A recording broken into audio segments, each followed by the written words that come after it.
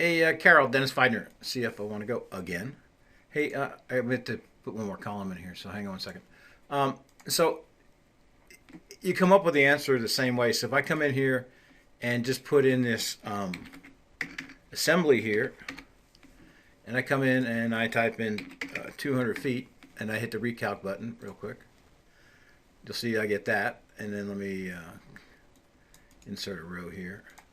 And if I come down here and I just type in that part number, which we did yesterday, and I come in and put 200 feet and hit recalc, these numbers are the same. And so I come up with the answer the same way.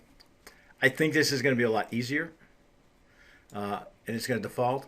And obviously, we're only looking at the tip of the iceberg, right? There's a lot more functionality than we've covered. So one of the things in here is if I go in here and say, for this bid, I want to set my overhead rates, and we're not using overhead in your case. We're only using profit. And for this job, I want 15% markup on parts, and I want 30% on labor, and 10% on my equipment. And if you have subcontractors, I'm going to mark them up 15%. Okay, and we'll do the 15 on other.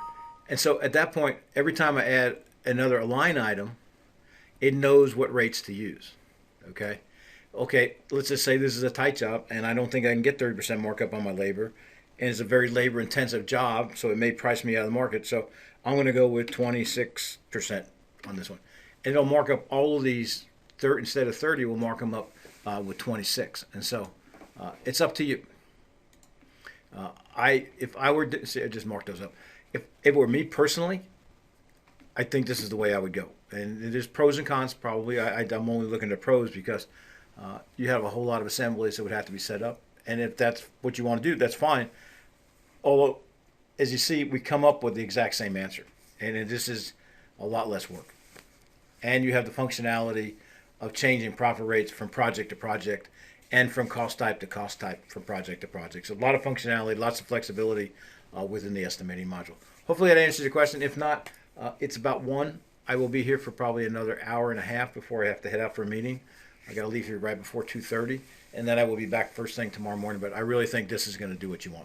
Thanks.